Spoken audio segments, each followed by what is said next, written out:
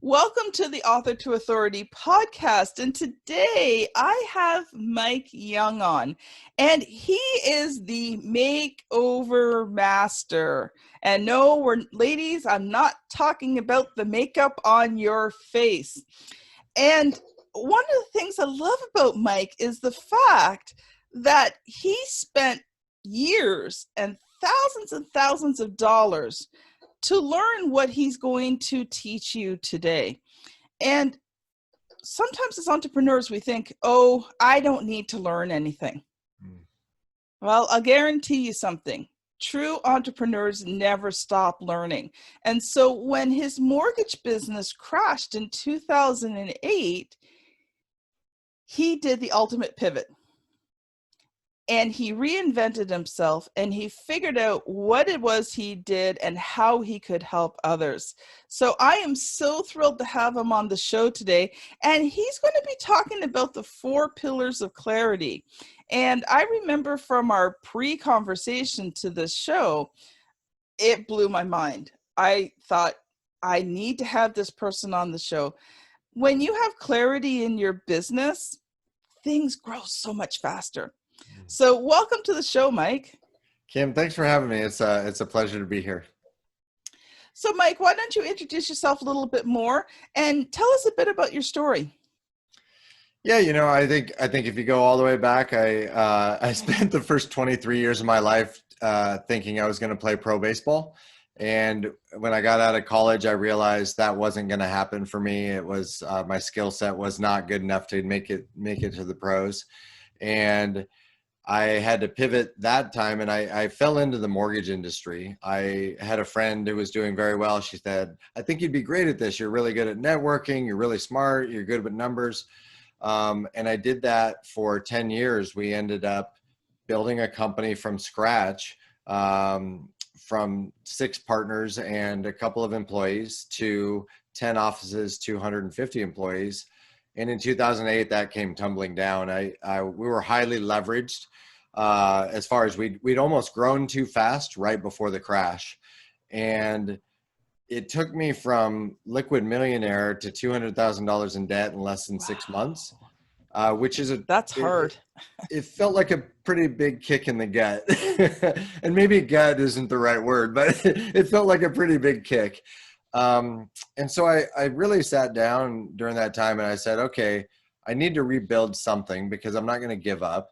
So what am I going to do and how am I going to do it? And I began taking courses. I began trying to figure out, how do I market a business and position a business online?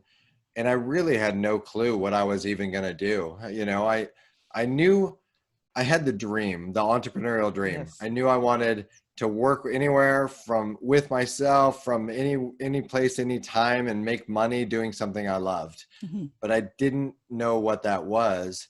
And I fell into a trap. I got hooked on taking course after course after course, but I never really fully executed anything. Shiny object syndrome. Yeah, a little bit, but I've come to realize now I had a psychological self-worth issue. Yes. felt like the 2008 crash was all my fault. Like the money I lost, I essentially lost all our assets as a family and everything else. And I put a tremendous amount of responsibility on myself and said, this is all my fault. So the story going on in my head was, you suck, you're worthless, all those conversations. And it took me a while to snap out of it. It took me, the better part of 8.5 years and a couple $100,000 in courses and events and all these things before I realized the problem was actually not, I thought that I was always seeking the solution. Like somewhere out there's my answer. But the reality was the answer was inside. It was inside my mindset. It was inside myself. And once I healed that, things began to work. You bring up a powerful point, because I failed like the first 12 years as an entrepreneur. Mm. And it kind of got to the point where I had to change my mindset. Mm-hmm. Because I kept seeing myself as a failure. So every time I tried something new, it failed. and it failed because I thought I was a failure. So I sabotaged myself and didn't do what I was supposed to do. Yeah. And it failed, which reinforced the fact that I felt like a failure. And I had to change how I saw myself. And when I was 100%. able to do that, that's when my results started to change. Yeah, you end up creating a positive feedback loop, but the word positive confuses people. It's actually a very negative cycle. You know, you can create a positive feedback loop around taking heroin if you want. But that cycle, first of all, what happens is nobody tells you that most entrepreneurs struggle for almost a decade. And all you're seeing online is people having success. And so you think everybody's winning while you're losing, and nobody tells you the truth, you know, that Yeah, that exactly. 95+% of all marketing fails, you know, 95+% of all offers fail. And most entrepreneurs struggle for about 5 to 10 years before they figure it out. But that's not the story you see online. And so you get depressed and anxious, and you begin wondering what's wrong with you. When in fact, you're just learning, you know, it's just, you're learning. And I think at this stage of the game, I've learned that there was a much more efficient, faster way to learn. I just didn't know it at the time. And there's always a period as an entrepreneur where you have to kind of pay your dues, Mm-hmm. where you're putting out, so much action and effort, and you're planting so many seeds, and you're not getting a lot back. And you Yeah. have to persevere through that, and you have to keep planting those seeds. You have to keep taking those actions. And then, you're getting some small results. But then you think, why am I not getting the big results? Well, you got to plant some more seed, right? Well, it comes down to, what we're going to talk about today, probably, which is clarity. It comes down to you're taking action towards what you think you want, and you're gathering information, and you're allowing the marketplace to give you feedback. And so as you take action, you think that if I do this, this is going to happen. But the reality is you don't know. And sometimes it works, and that gives you positive emotions, and sometimes it doesn't work and it gives you negative emotions. And so it's this constant state of course correcting until the light bulb goes off, is that process actually never ends. It's like you said in the beginning, the learning never ends. The process of taking action into the unknown and gathering information, and then reading your body's energy to say, I'm in alignment with that thing, or it's out of alignment. That's a never ending process. And once you realize that, and your own light bulb goes off around that, you start to feel at ease and feel comfortable, because you realize that this is a journey where you need to fall in love with the process and not the tactics. Yeah, and I've learned not to become emotionally attached to the results. That's very helpful. Because things I thought would have amazing results have totally, completely flopped. And Yep. things that I was just doing on my normal day, all of a sudden had amazing results that I never expected. I had a period where we had over $100,000 in sales in less than 19 days. And at the time, I thought these results are not only better than I expected, but this is amazing to me. You know, this is the greatest thing that's ever happened to me. Well, 6 months later, it was the worst thing that had ever happened to me, because the way I had structured the offer was out of alignment with me. And so it's, you have those moments where sometimes you think this is the worst thing that's ever happened to me. And later down the line, you realize it's one of the best. And it also happens vice versa, where some of these great things that happen to you turn out to be some of the worst. But in my mind, it's like, it's all character building. And sometimes when you say the worst thing that's ever happened to you, it's just adversity. And adversity a lot of times gives you the opportunity to have the courage to get back up and build strength and character and wisdom and resolve and all those things that come from overcoming adversity. And many times those lessons that you learn in the times of adversity is what prepares you for the next stage of success that you're going to reach. Yeah, we were talking before the podcast, and this world right now in the COVID world and 2020 is a little bit chaotic, uh, and and I feel lucky that I've encountered enough adversity between 2008 and 2014 that I feel prepared. Mhm. And even then, I've had moments over the last couple of months where I feel off my game, things feel out of balance because there's a lot going on right now, and so Yes. if you haven't been prepared and forged, so to speak, through some fire, then you're gonna have a tough time when there's too much coming at you. Yeah. Yeah. Yeah. And I think too, um,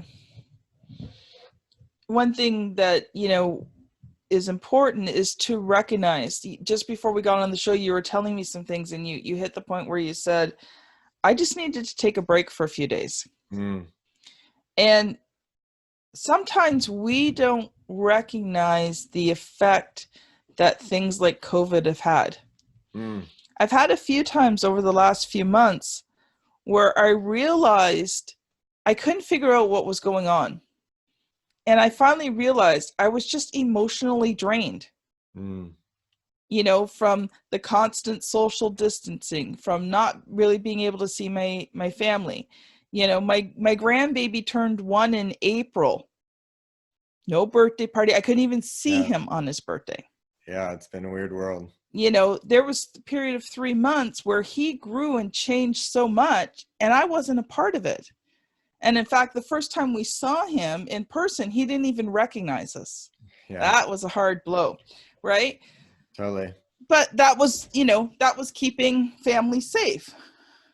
Yeah, and on the other end of the spectrum, my grandma's at nearing the end of her life, and she has significant cognitive decline, and I had to go a couple months without seeing her during this, and she had completely changed and was also almost unrecognizable the other way. A 93-year-old that didn't recognize her own grandson, um, and so it's a weird time, and I think I understand now that saying of whatever you resist persists, because it is. I think we've all had those moments. We've had those moments where you break up with a boyfriend or girlfriend, and you feel relief, and you're like, oh gosh, I didn't realize I was holding on to like that. That was a decision that needed to happen, that Yes. I've been resisting making it. And I think the reality, when you talk about clarity and a clarity towards a mission or something you're moving after, your body is literally telling you every single decision, every single minute, how you feel. And you ever had those moments, right, Kim, like where somebody says, hey, do you want to come to this Tupperware party at somebody's house, and it's an MLM thing, but don't worry about it. And you kind of like almost like take a deep breath, like, I don't really want to go to that. Your body's literally having a reaction right in that moment. And if you can tap into that and listen to it, you can start to make the right choices for you. Mhm. But so many people don't listen to themselves, and they don't listen to that energy. I didn't for a long time. I kept, I would maybe take that deep sigh, like I don't want to do this, but then I would say yes anyway. And I don't know if that's social pressure. I don't know if what it is, but if you can listen to your natural energy when you have decisions to make as you're moving towards a mission, and if you can tap into that, you'll make more correct decisions. And I think that's the definition of stress, to be honest, is a significant period of time that goes by where you continually don't listen to that, and you end up in this place of overwhelm, panic, stress, Yeah. because you just haven't been listening to yourself for a very long time. Yeah. Yeah. I think one of the reasons why we say yes is we don't want people to think bad of us. Hmm. And I so we think, say yes to things we don't really want to do because we don't want to hurt the other person's feelings, and then we don't want them to think that we don't care or that we don't like them, or that, maybe if we say no, they won't like us. yeah. Yeah, we care. We want people to like us, but when you care what other people think, and you're not listening to, well, first of all, if you're not clear on where you're headed, you're going to have the environment gets to dictate your emotions. Mm-hmm. And so if you're clear on where you're headed and what you're moving towards and what you're trying to accomplish in this life, the decisions become easy. You've heard these stories about like old war generals that, oh, well, he was a great general because he was very decisive and made quick decisions. That was because they knew the specific outcome they wanted and the direction they were heading in the war. So the decisions become easy at that point. Yeah. And that's why clarity is so important. And if, I call it the 4 clarity pillars, but if you can tap into the 4 clarity pillars, your decisions almost all the time become instantaneous. And you don't waste this time. I wasted so much time between 2008, 2014, wondering what to do on my decisions. And today I see something come at me, and I'm almost instantly able to filter it and say yes or no. And I just don't waste that time anymore because I have clarity. And I think that's important too. And, one of the things that's kind of funny, you talked about when you're on that mission and working from home. I've always worked from home. So I actually had to set up boundaries with certain people because they did not understand that I worked from home. Oh, no, they did understand that I worked from home. They just thought, oh, she works from home. It doesn't matter what time I call. It doesn't matter, doesn't matter if she's working. I'll just call and chat to her for a while. And it got to the point I had to put boundaries and just actually sometimes not answer that phone call. Because I knew I was going to be on the phone with that person for a long time. Yeah. And today, these little things right here, these cell phones that we have, they're designed to be heavily addictive. We carry them around, like so a lot of times we're leaving the house and it's like, hey, do you have your cell phone? Like that's the first question we ask, which is crazy to me. It's not, do you have your wallet? Do you have your keys? It's, do you have your phone? And you've got to build boundaries for yourself and habits and routines and patterns for yourself to really, I think what everybody's after is they're after trying to fulfill their potential, and they want to feel like this life is meaningful to them. But if you're always on your phone and you're always distracted and you're not setting boundaries, you'll arrive in a place where you crash, and those crashes are painful.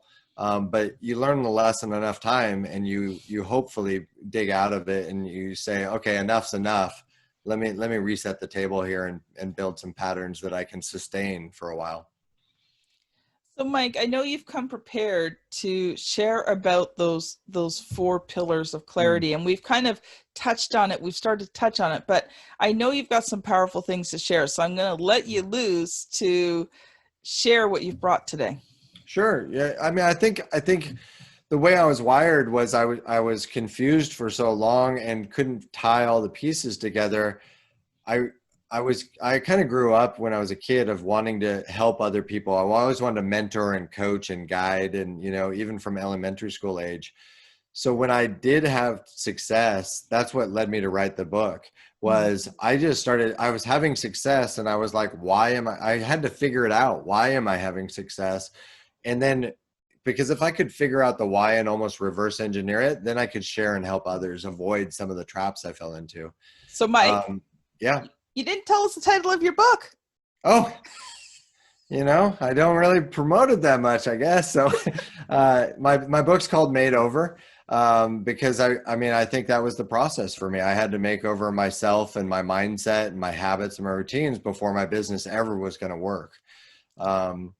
And so as I began reverse engineering why it was working, I realized it really was a function of having clarity in certain areas. And the 4 clarity pillars are pretty simple. It's get clarity on yourself, like how you operate, what's important to you, what are your strengths and your weaknesses. Just really understand yourself at a deep level so that you know who you are, what's important to you. And a lot of that is like, what are your values? What are your beliefs? What's your identity built around? Because so many people build their identity around external things. And so when the external thing crashes, like money or houses or mortgage business or whatever, you feel like your identity's been stripped away. And so if you can build a powerful identity around who you truly are, then nobody can take that from you. You can never be canceled in this canceled culture. The second thing is you need clarity on, if you're running a business, you need clarity on who your ideal client is. Like Yes. who are the people that you're trying to help? And then the third pillar is you need clarity on what are the products or services and that you help those ideal clients with, and how do you deliver those? And there's a lot of moving parts to this. You got to figure out not only what are the products and services, but then you got to figure out the systems and the processes and the teams to deliver it consistently, Yes. so that they're happy with those products and services. And I think to interrupt my own thought process there, so many people don't focus on that section of the clarity pillars. They see the ideal client, but they don't think about what problems are they having that I can solve. And it's as simple as that. And then you just build products and services to solve those specific problems, and people will give you money all day long. And then the fourth clarity pillar is really a deeper level discussion, but it's, if you understand how human beings are actually worked, like how we work, how we evolved, how our brains work, how our bodies work, then you almost get to a place where you feel like you have a superpower, because you can understand that 93% of communication is not the words that we use. It's voice tonality and body language and some of the physiology that's going on. And you can understand when people do certain things with their voice tonality, what they're trying to do.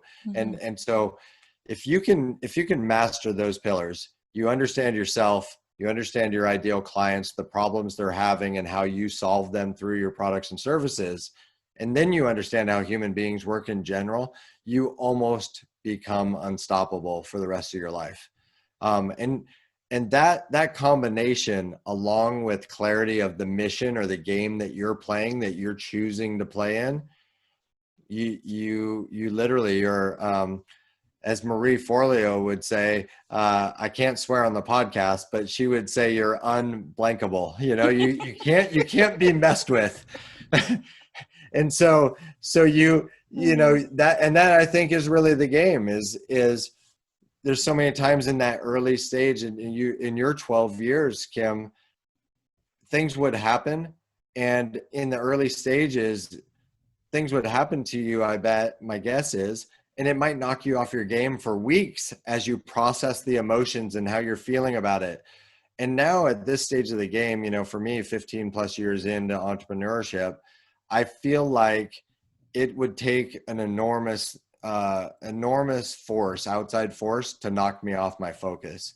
And when things happen that I don't see coming, that I don't like, I had one yesterday. It took me about 30 seconds to get back to work, and you're going to encounter those things. So how long does it take you off your game until you can get back to work?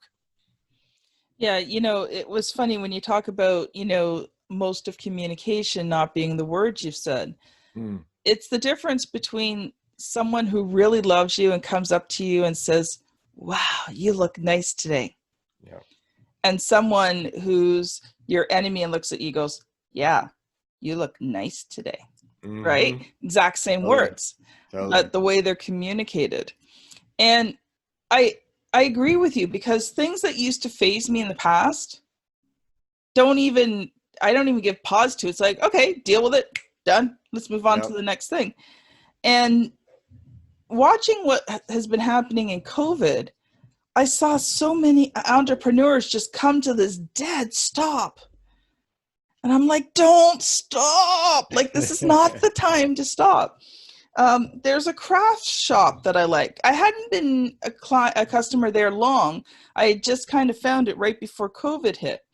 And so, she got shut down. That's fine. But we were allowed to open our stores back up. So I thought, oh, great. There's things I need. I want to go in. I want to help support my local business. It's a yarn shop. So it's one of those things. I do occasionally order yarn online, and I've been having to during this time period.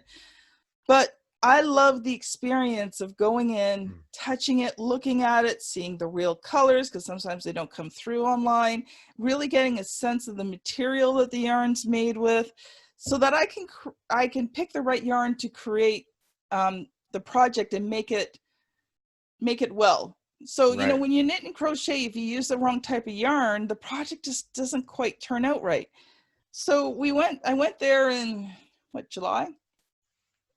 So, you know, she could have been open for probably for a month or so at that point. And went around, you know, the door wasn't unlocked. So I just kind of knocked on it. And she's like, I'm like, oh, I want to come in and buy some yarn. She's like, yeah, we're still figuring this whole thing out, and I might open again in September. Hmm. I'm like, lady, you just lost $100 to $200 sale. And she's like, well, you can go online and order. Yeah. Yeah, you don't understand your customers, Yeah. right? Yeah. There's a lot places where I can get yarn cheaper, same quality, uh, and, you know, order online and have it shipped. You know, I want the experience. Yeah. And so 100%. she's lost out on all this business because she didn't know how to figure out how to open. Yeah, we all want the experience. Like we all and I think we all COVID is kind of the thief of joy, right? It's no longer fun to go to a restaurant with a mask on or try and eat a burger with a mask on. But I Shopping's think no fun either. yeah, it's a weird time and you know, us humans, we really don't like uncertainty and we No. don't like the fear of the unknown. And this environment is wildly unknown right now. So everybody's kind of on edge and we want, I think that's the end of the day. We want patterns and routines and habits that create certainty. This is why people sometimes get addicted to heroin. And when they go too far into the unknown, which is a life off heroin, they come back to the drug because they at least know it. They know how it feels. They know what they're going to get. And so Well, we want to do things. It's this constant yin and yang, so to speak, of taking enough action into the unknown and gathering that information and then processing it and seeing how it ties into your specific mission.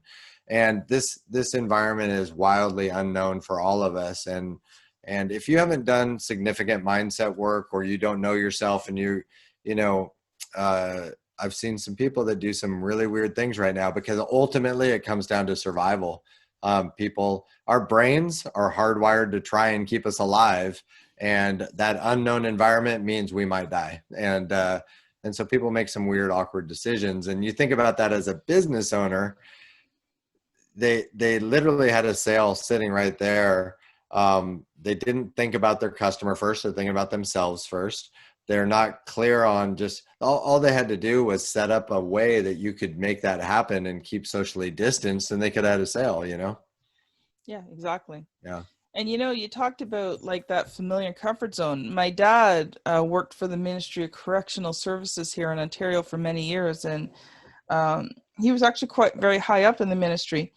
And one of the things he noticed was he actually got to know a lot of the inmates because he was in and out of a lot of the jails because he helped design some of the security systems, information systems, like a whole bunch of stuff. So he actually got to know quite a few prisoners just in his day-to-day what he did. And he was amazed at how many of them got out and could not deal with how things had changed. And so within a year, we're back in jail again. And Yeah. usually with something more serious so that they'd be in jail longer. Yep. Yeah, for sure. And all of that's very common when you start really understanding what's going on. You start seeing like, oh, that's common, but our minds don't tell us that story. Kind of like struggling for 5 to 10 years is pretty common, but you're telling yourself a different story that you're somehow the outlier, that something's wrong with you. And the reality is nothing's wrong with you. And that's, you know, going back to I was taking all these books and courses and all this stuff. Well, the way to shortcut that cycle, instead take 12 years down to 2 years or take 8.5 years down to 1 year, whatever it is to find somebody that's already done what you're trying to do and hire them as a coach, a mentor or guide. And your audience is filled with coaches and consultants and people like that. It's like, and they'll get that very quickly is I can save somebody years in how to brand their business and position their business online and what are the systems and strategies and tactics to get more clients and convert them into sales, I can save them 8.5 years because it took me that long and it cost me a couple $100,000. And you can do it faster for less money by just finding somebody that's already done what you're trying to do. Yeah. And I totally agree. And I think the other part of it is that, you know, you must be a lifelong learner as an entrepreneur, but the difference between an entrepreneur and a student is the entrepreneur takes action on what they learn. Yeah. They take action and they figure it out. So, you know, they learn something, they implement it, you know, if you have a coach and mentor, obviously that's a great thing because they help you miss all the pitfalls. But if you don't have a coach or a mentor, then you just learn to dig yourself out of the pitfalls and get back into the action again. So, and there are answers, but I think so many people, including myself in the beginning, I was seeking the answer. The answer is there is no answer.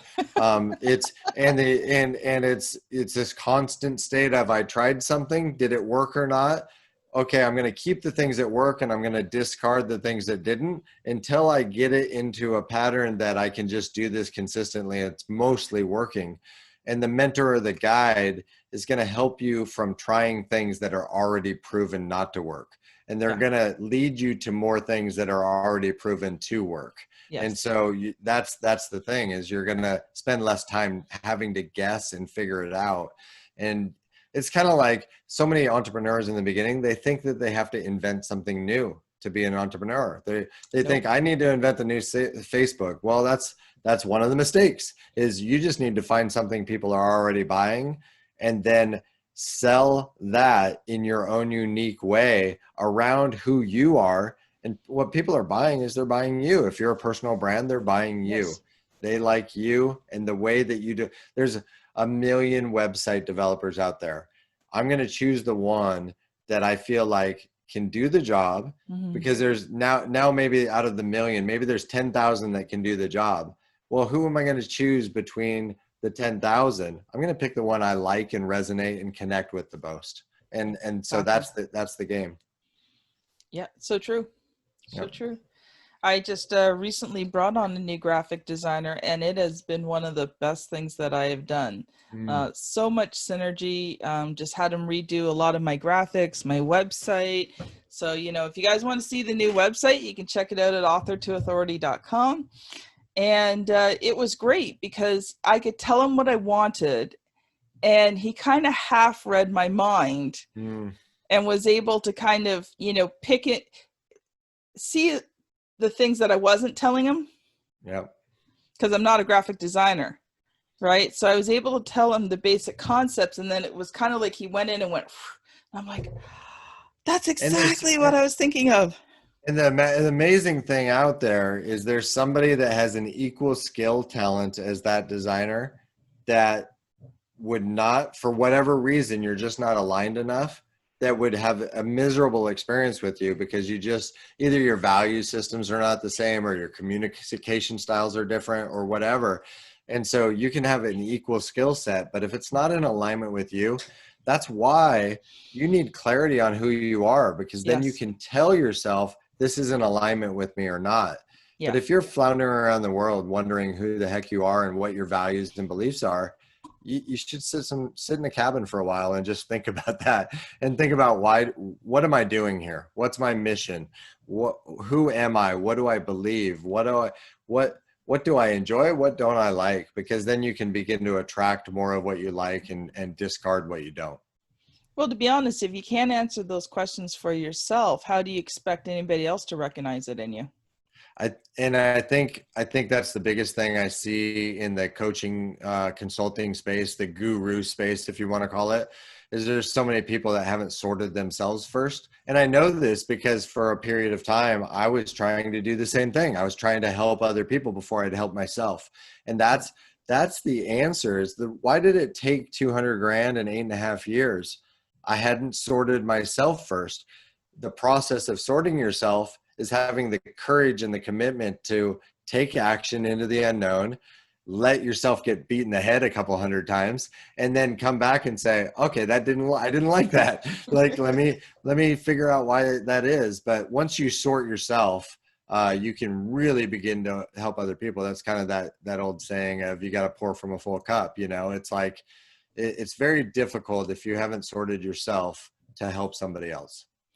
And I think that comes from, as entrepreneurs, we just want to take action. We want to get moving. We want to start making money. We want to. And we see that inner work, or even, that marketing work, that branding work, whatever word you want to call it, we see it as unimportant. Yeah. Because how can knowing who I am and who I serve and how do I serve them, how does that make me money? I just need to go out there and get clients, right? And so that really becomes difficult. And it was something that I dealt with. So Mike, we are pretty well out of time today. Yeah, it's good. It's good. I know I want to have you back. So there's more we need to talk about on this, but I was just going to say the process of figuring that out is not sitting in a cabin. It's taking action, and then you'll figure it out eventually. Yes, exactly. So Mike, how can people connect with you? They can find me on my website, themakeovermaster.com, and all my social media stuff's on there. We do little 5-minute mentoring sessions for people that are stuck and can't figure it out. Awesome. Well, thank you so much, Mike, for being on the show. So this has been Mike Young and Kim Thompson-Pinder on the Author to Authority podcast. Quick reminder, if you've been enjoying this show, hit the subscribe button on your favorite podcast app. We are tri-weekly. Also would love to hear your reviews, see your reviews, what you like about the show, suggestions. And yeah, because you know what? When I get feedback, good and bad, I've learned to take bad feedback. It helps me to improve this show. So I would love to hear your reviews.